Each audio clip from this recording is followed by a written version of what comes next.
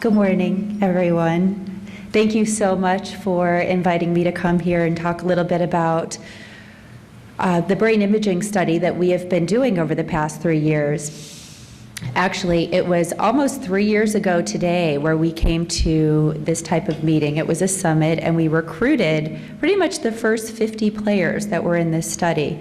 And my goal here today is not just to tell you about how playing professional football can cause brain damage, but really I want to share some stories of hope and inspiration that we can rehabilitate brain function if you follow a very regimented protocol. Now, this is going to take you, if you're a player, being proactive, right? It's not going to happen on its own, but we've been working with these players now for over 3 years and have shown tremendous improvements in cognitive abilities, ability to sleep, more energy, better focus, and ultimately, we want to help prevent advancing into neurodegenerative diseases, which we've really started to see in a small percentage of our players. So, as Robert Lee has said, my name is Dr. Kristen Willeumier. I am the Director of Research for the Amen Clinics. My background is in neuroscience, so I have a PhD from UCLA in neurobiology, and I used to work on understanding molecular mechanisms underlying Parkinson's disease. So things like brain trauma and traumatic brain injury are very familiar to me. I understand how neurons degenerate in the brain. Dr. Daniel Amen is a board-certified psychiatrist and has been using brain imaging in his clinics for over 20 years. So at this point, we've scanned over 70,000 patients, and we have a pretty good idea of what brain trauma looks like in the brain. Okay, Robert, you want to advance to the next slide? So our NFL story started back in 1991, and you're going to have to kind of click several times with each slide. So we started our SPECT imaging work about 20 years ago and recognized that brain injuries are really a common part of psychiatric practice, right? So many people who have come in do have issues with depression, ADD, that's from brain trauma, anxiety, and memory issues. And Dr. Amen has seen many kids who played Pop Warner football, high school, collegiate football, as well as NFL players who had brain injuries on their scans, which ultimately resulted in troubled behavior. So here's an example of a middle linebacker who played at UC Berkeley, and he was arrested for domestic violence. So on the right, you see a SPECT image of a healthy individual. So SPECT is a nuclear imaging study. It stands for Single Photon Computed Emission Tomography. What we want to do is look at blood flow in the brain. So the image to the right shows even, symmetrical blood flow. Don't worry about the color. The color just tells you orientation. So the pink is looking from the top of the brain, and the green is at the bottom. In that image, we're actually looking at the top. On the right, you see the image of the player, and you see areas of low perfusion, which look like holes in the brain. So again, those holes aren't areas where neurons have degenerated. They're just areas of low blood flow. If you don't do anything to treat those areas, those neurons will degenerate and result in the cognitive issues and the dementia that I know a lot of you are worried about. So all of you know O.J. Simpson, who was, right, once a huge American football star. You can advance the slides. But later on, as we know, he was on a criminal trial for murder, right, involved in drug issues and robbery, and was eventually sentenced to 33 years in jail. So many people have come to our clinic and said, wow, what if you scanned O.J. Simpson, right? Could you have changed this fate that he now has? So we've just recognized that a bad brain can lead to making bad decisions in life, which is why it's important to really get treated now. Okay, so let's go on to the next slide. In our study, we saw Ron Yari, and as you can see, Ron is 6'5", 255 pounds, and my boss, Dr. Daniel Amen, well, I don't even now know how tall he is, but I'll refrain from actually giving a height. But you can tell, imagine you were playing against Ron, right? And he's hitting you 30 to 50 times a game. That, in essence, is going to result in major traumatic brain injury. And interestingly, players like Ron, not only are they hitting each play a game, they're sometimes hitting 3 times per play. So imagine those number of hits over time are resulting in 20,000 sort of like mini concussions to the brain. Okay, next slide. So the NFL's position on brain trauma. So majority of you know the NFL started a committee, Mild Traumatic Brain Injury Committee, back in '94, and they were looking to ask the question, does football cause long-term brain damage? You know, studies are needed. But interestingly enough, in 2009, they still had the same position and same question, which is when we actually decided to start our study. So the NFL is really acting like employers with workman compensation claims. They delay, deny, and blame the employee, right? So they're blaming the football player. Oh, he's on steroids, right? He's an alcoholic, or he's just lazy. That's why he has problems with his brain. Okay, next slide. So the problem with the NFL's position is that if you don't admit to having a problem, you really can't do anything to solve it. So many brain damaged retired players are currently left without help or hope. And just as a personal note, you know, this year, Chicago Bears player Dave Duerson shot himself in the chest and asked that his brain be sent to Boston University to be studied for chronic traumatic encephalopathy. And what's so sad about that story is that he really felt that there was no hope. He honestly believed there was nothing that he could do for his brain. And what I'm here to tell you today is there really is. So next slide. So back in 2000, Brent Boyd came to see us. He's an offensive guard for the Minnesota Vikings and had played 6 seasons. So he came to see us for issues with headaches, depression, fatigue, memory problems, dizziness, and like many of the players in our study, he was overweight. So here's an image of Brent Boyd's brain. So now on the right is a healthy brain, but we're looking from the underside. So before we were kind of looking from top down. If I take the brain and sort of flip it, we're looking at the underside.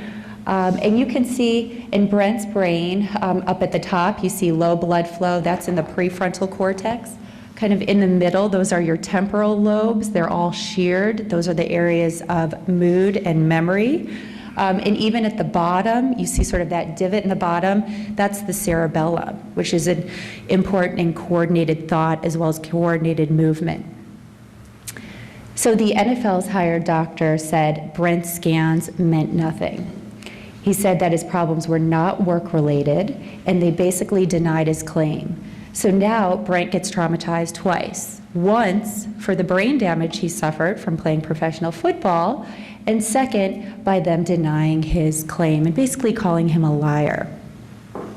Next slide.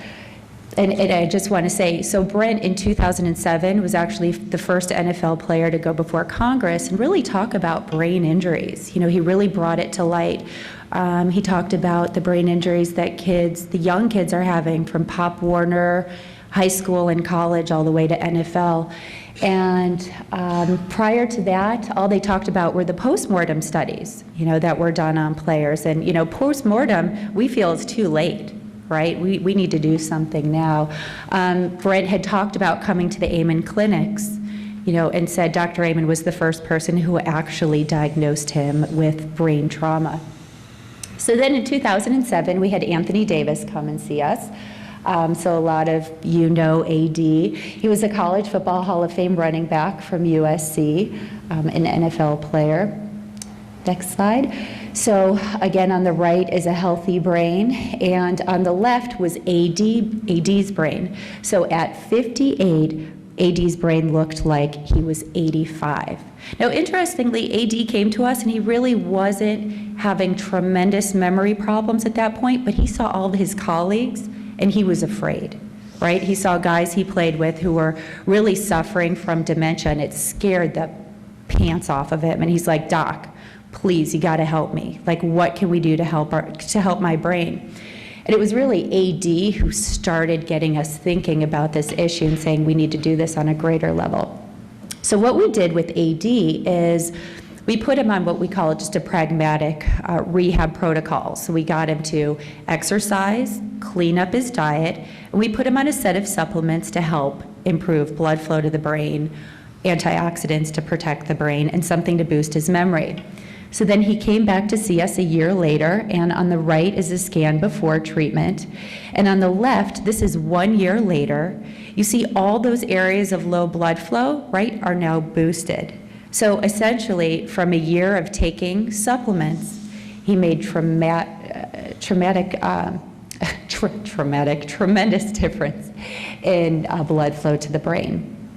So because AD was so excited about his results, he got Dr. Amen to come and speak at the Los Angeles chapter of the NFLPA. And at that meeting, Dr. Amen recognized there were a lot of players who needed help. So this is when we started to realize somebody needed to answer the question, does playing football in the NFL actually cause brain damage? So we ended up teaming up with Reggie Berry, who at the time was the outgoing president of the LA chapter of the NFLPA, and Marvin Smith, who was the incoming president, along with Dr. Joe Wu, who's head of the PET Imaging Center over at UC Irvine, and decided to design a study studying brain trauma in NFL players. Next slide. So the LA chapter initially helped us recruit the first set of players. So the next question is, who funds the study, right? So the first arm of the study was paid for Dr. Amen personally to ensure its independence. So we estimated the cost per player would be about $5,000, and many of the people who worked on the research team donated their time. So initially our goal was to study 30 players. We thought, okay, that would give statistically significant results, and we could answer the question, right, does playing football in the NFL cause brain trauma? Once we started working with the first 15 players and saw how bad their brains were, we decided we needed to have a rehabilitation component as well. So we kind of started the second arm of the study, which I think is more exciting to a lot of you here. Can we rehab the brain?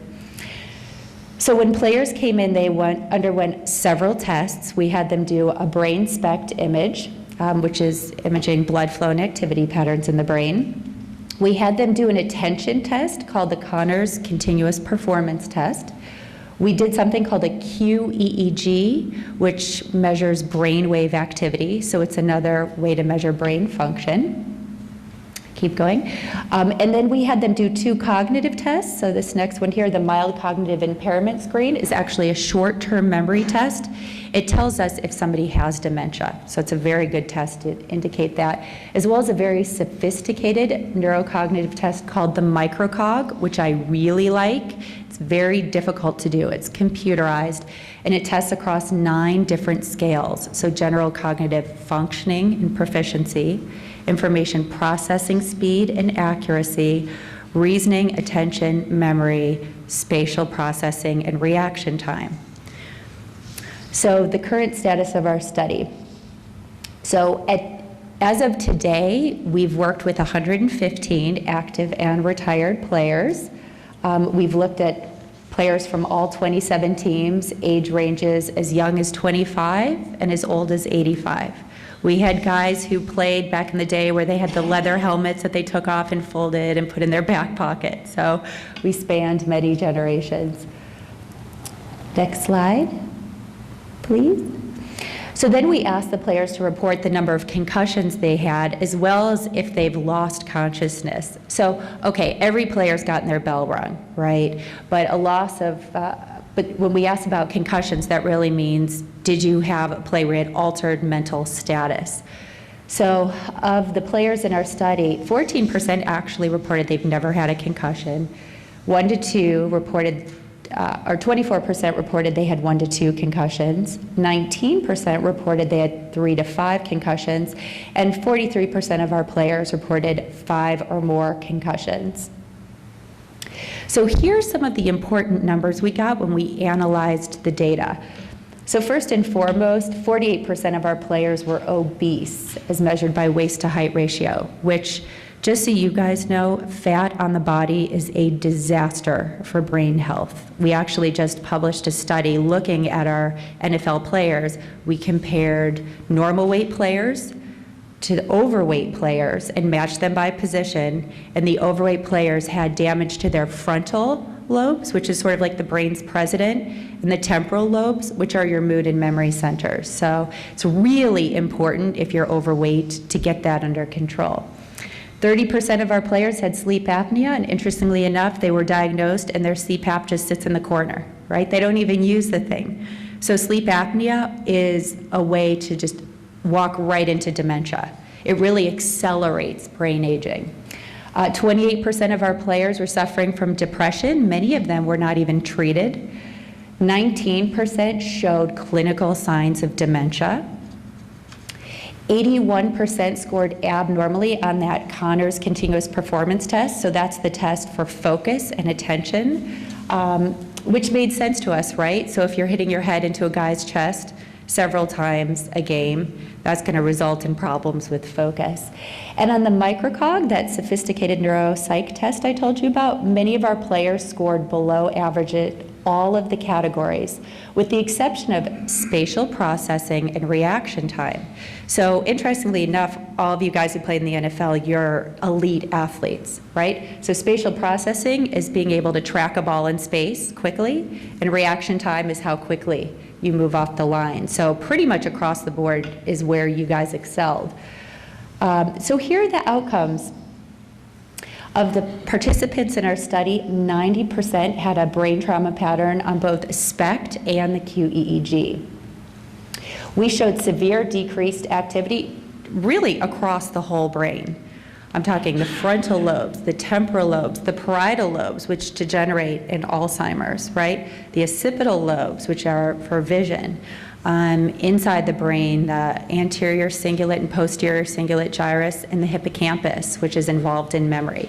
So really, it's significant brain trauma. What we did is we compared these players against a group of normal, healthy brains. So the next slide. So the results were highly statistically significant. I mean, they were undeniable. But of course, we knew that. This really wasn't a surprise to us. So here's the illustration of an image. It's a 3D image of the brain, and you'll see, again, the areas of blue are all areas of low blood flow in our NFL players seen across the group. Right, so you can go to the next slide. These are just horizontal sections throughout the brain, and again, the blue shows areas of low blood flow. So you can go to the next slide. And this is just an individual example of a player, a 20-year player, Hall of Fame, defensive lineman. You see significant low blood flow to the brain. Next slide. Oh, so this next series of slides are just SPECT images from players in different positions. And the way I put these slides is I wanted to show you the players who had the worst brains. So the offensive linemen are by far the worst. So this is someone who played 12 years in the NFL. You see the frontal lobes, again, kind of up at the top, have those big, right, gaping holes. The next position that was worst was running back. So here's someone who played 4 years in the NFL. You see that big sort of like divot, looks like a dent in the prefrontal pole. Again, that's from hitting hard with the head.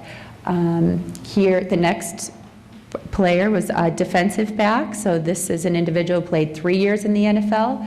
Again, kind of on that lower left, you see low areas of blood flow all throughout the top of the brain. And then again on the sides here, the temporal lobes, again, those are the mood and memory centers. So right, you see players who have real issues with temper problems and managing their anger, as well as memory issues. That's because those temporal lobes just get sheared.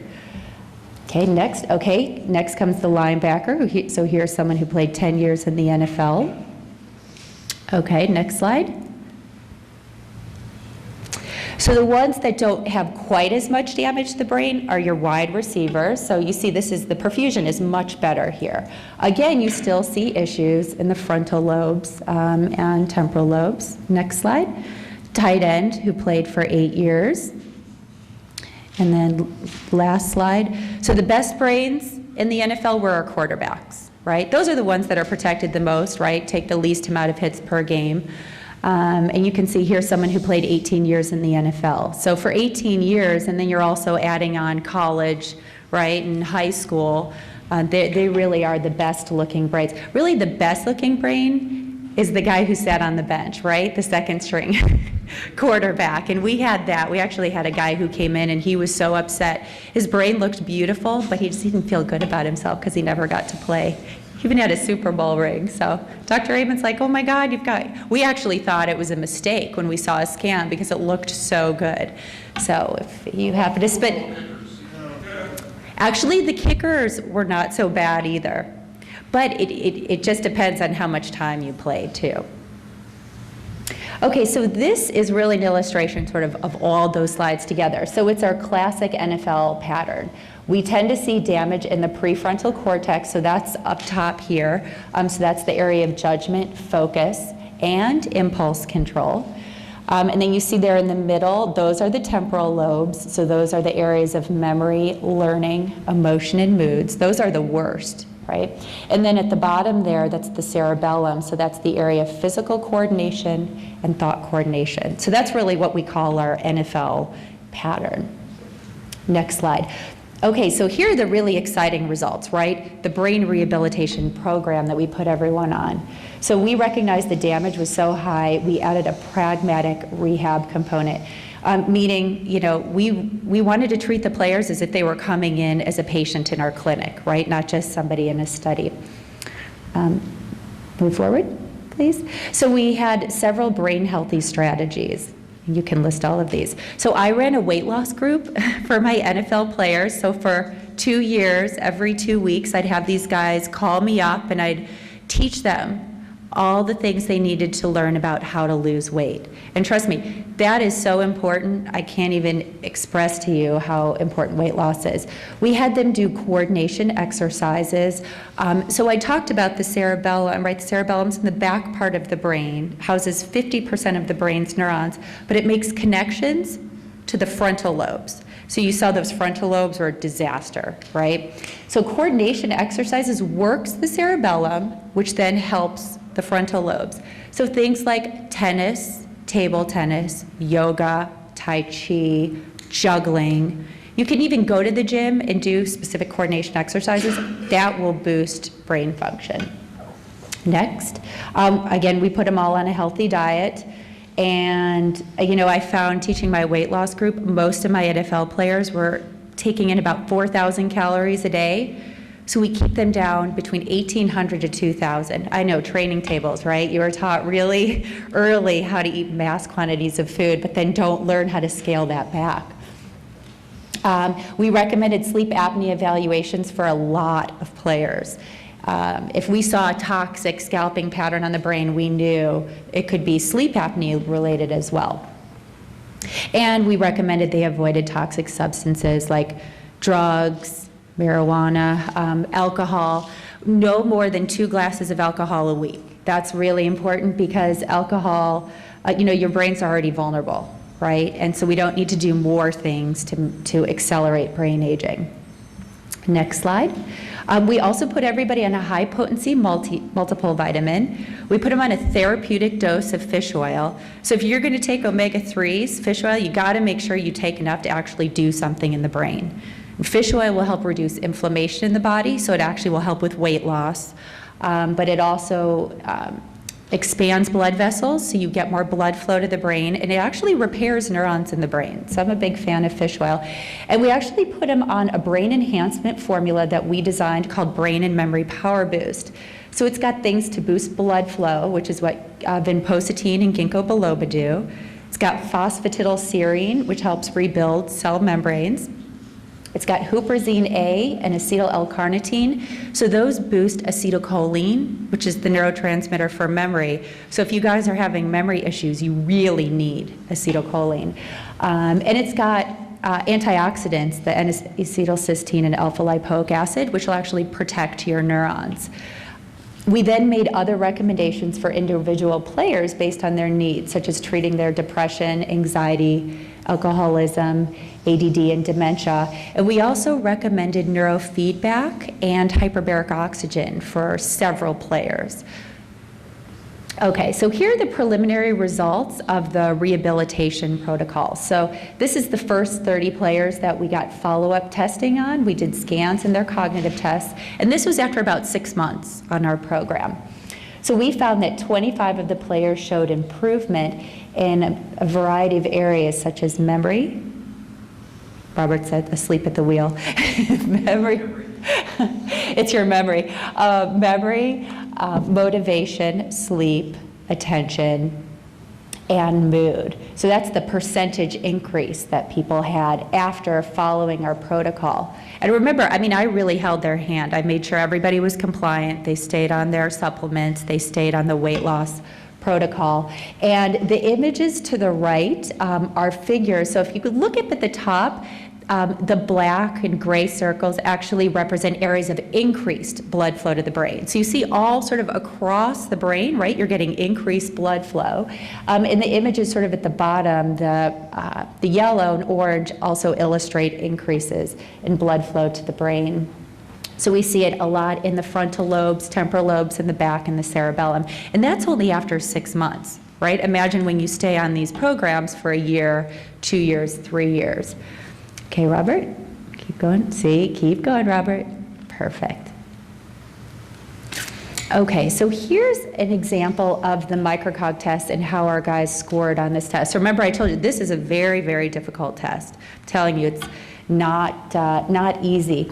So the microcog I listed there in the far left, the general cognitive functioning, proficiency, processing speed, processing accuracy, attention, reasoning, and memory. All of our guys increased across those levels. So let's look at general cognitive functioning. The before score shows 31.8 percentile. After 6 months on the program, it increased to the 43.4th percentile. So that was statistically significant. And 14 of our players actually scored 50% or better when they came in for follow-up. So that's how you read this slide.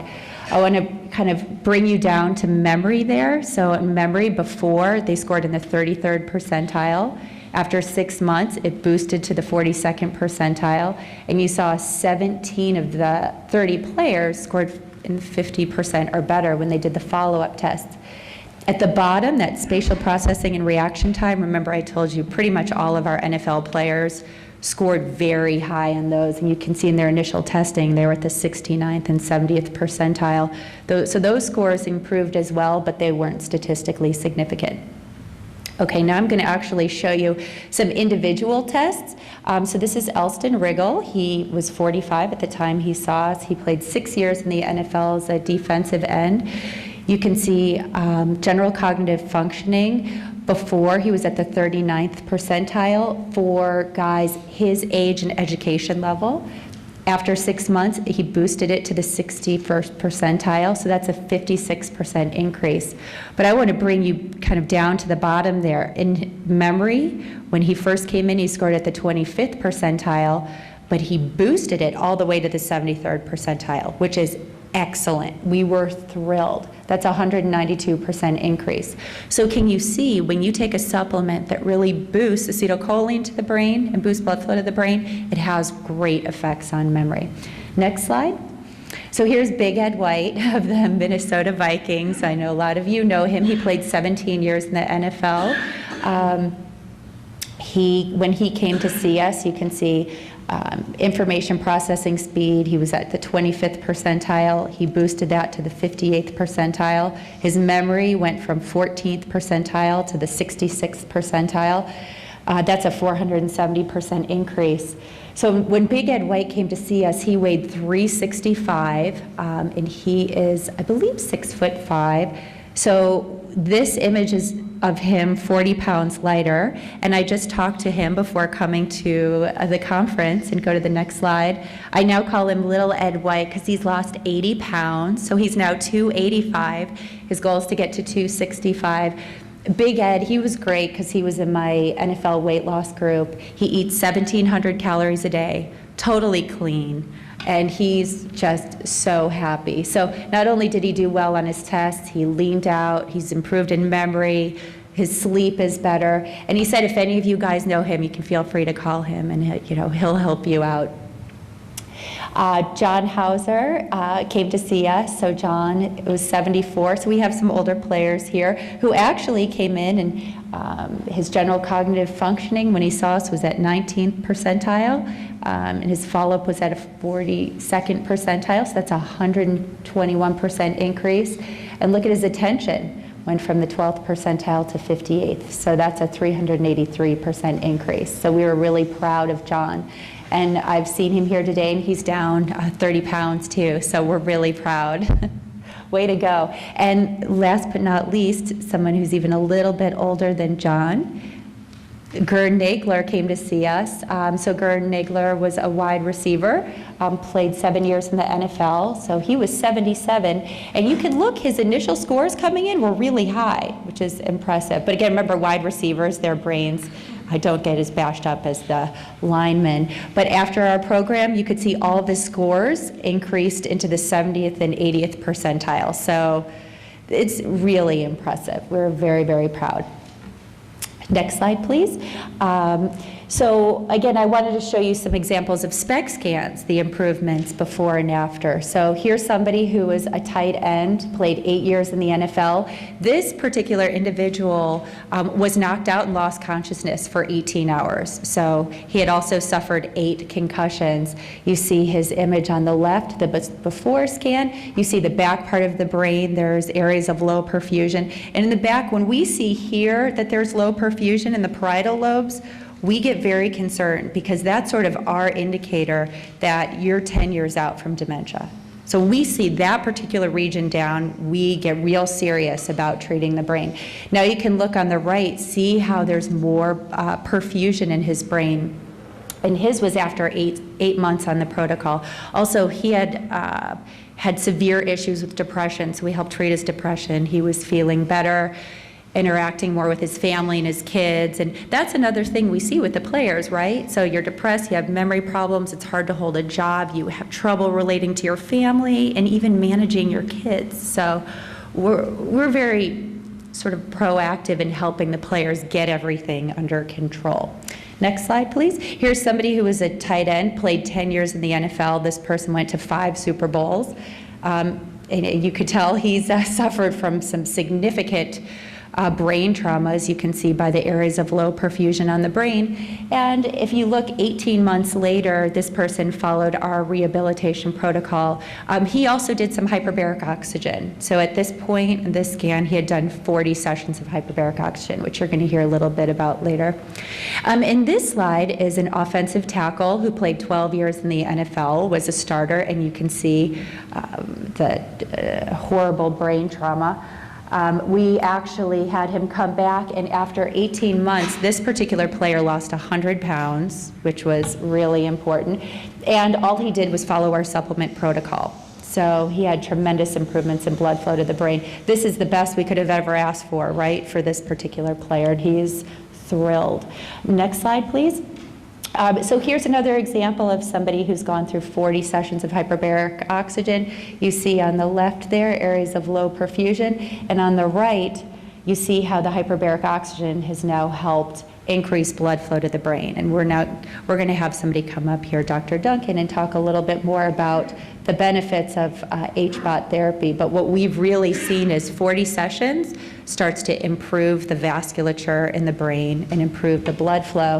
And we've got many players who've done over 100 sessions of hyperbaric oxygen. So not only does it help boost blood flow to the brain, but it really helps improve their sleep and their energy and their mood.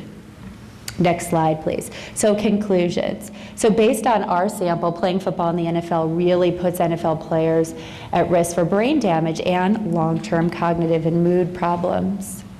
Next. The exciting part is that we recognize the brain has the ability to improve and rehabilitate when you're on a comprehensive program. Next slide. So we feel that more studies are immediately needed to evaluate the components of our study and other great interventions like the hyperbaric oxygen, neurofeedback, and medications that, such as memantine, which is a stimulant, and memantine, which will help improve acetylcholine, and minoxidil, which is the stimulant. Next slide. So we feel that general brain health principles should be taught to all active and retired NFL players. And the reason why that's so important, we actually see guys who are currently playing that have been asked to step out of the game because of concussions. So then they've come to us to help so they can get back and play in the game. So it really is important to come in and get treated. We feel that more intense brain rehab needs to be offered to current and former players. And targeted supplements such as the omega-3s, a comprehensive multivitamin, and some type of brain enhancement supplement like the ones we used, I think are really helpful in the long run. Next slide. And we think it's really important to start using the brain imaging tools that are available to evaluate brain function, like SPECT imaging and QEEG. So the implications of our studies go way beyond the NFL. They can be included for kids playing at the high school level and collegiate athletes. It extends to the military personnel, so over 15% of soldiers that return from Iraq and Afghanistan, right, have brain injuries. And over 2 million people a year are diagnosed with brain injuries. So this study is really helping them as well. Next slide. So we always say, what if the NFL and the Amen clinics collaborated? We have a wonderful cohort of guys that we still work with. I mean, once you come to our clinic and work with us, we think of you as part of the family. So we have a waiting list of, I have dozens of players. I have close to 100 who would like to come in and get scanned for free, but we know we could easily recruit hundreds of more players because they trust us. Next slide. We could do things like diffusion tensor imaging, which is actually looking at the white matter tracts in the brain.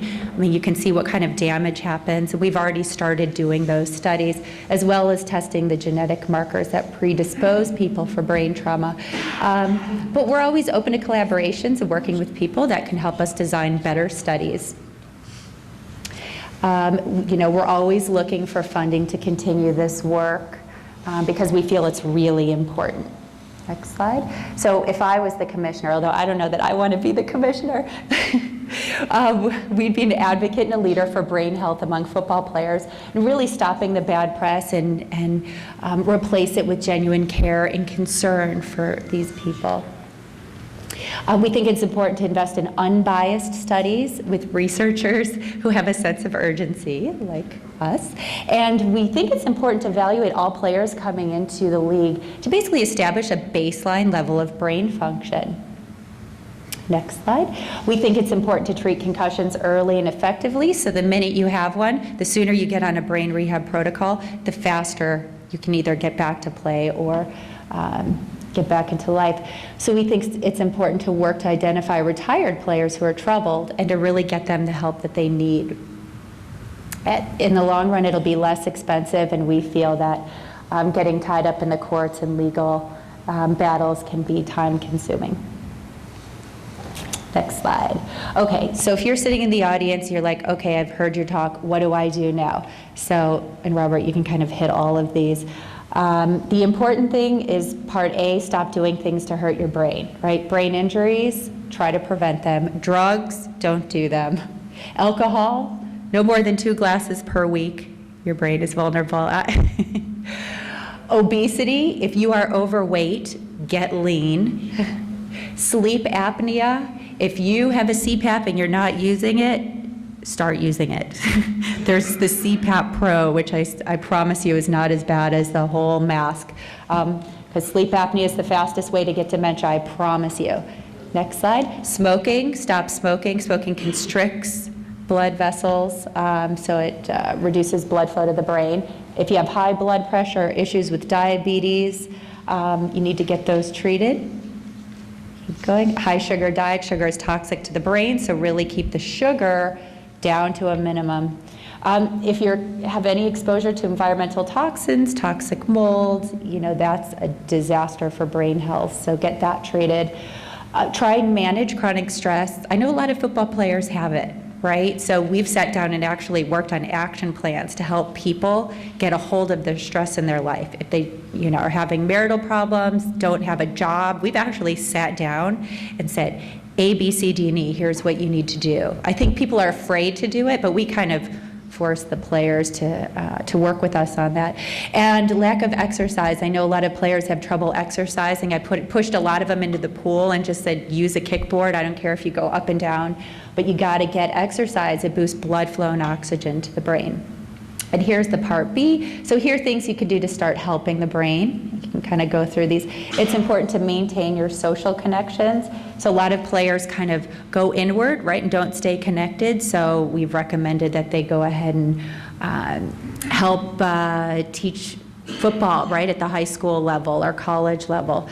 New learning, brain training games are a great way to stimulate new neural connections. A lot of the guys in our study, we actually allow them to go on our website, and we have all kinds of brain training games.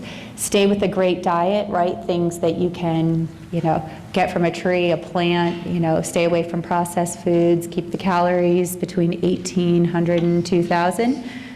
Next. Calorie restriction is important. It will help extend your life. Next slide. A therapeutic dose of fish oil is very, very important. If you do take nothing away from me, just start doing omegas, high-dose fish oil. I promise you it'll help you in the long run. Taking supplements, brain enhancement supplements, and vitamin D is another amazing supplement. Everybody should be on vitamin D. Green tea actually helps protect the ends of your DNA, so it's great for anti-aging. Exercise, right, number one way not only to boost blood flow and oxygen to the brain, but it's also a natural antidepressant. So people don't know exercise boosts serotonin. So if you have issues with depression, it's the easiest way to get rid of it. Coordination exercises to work your cerebellum and your frontal lobes. Keep going. Practice gratitude, everything that you're thankful for that helps boost blood flow to the frontal lobes. So does meditation. And last but not least, please get a healthy sleep. The sleep is probably the number one thing that people have problems with. You really need to get 7 to 8 hours of sleep. It's really important in the rehabilitation process. So I just wanted to thank all of our players, some of whom are sitting here today, who participated in our study, as well as people who came from the LA chapter of retired NFLPA. And a big thanks to Robert Lee and Dave Pear. They've been amazing. Dave, on his blog, Dave came to see us. We helped treat him. He wrote about it. We're so thankful. And thank you so much for, inviting us to speak at this conference. And we also have to give thanks to the many doctors who participated in our studies. So, and the last slide is just my boss, Dr. Amen. So if anyone has any questions, you're obviously welcome to ask me, ask Dr. Amen. If people are interested in getting their brain tested, right now we're not taking players for free, but Dr. Amen is offering players to come in for half price, which is an amazing deal. So we will take care of you.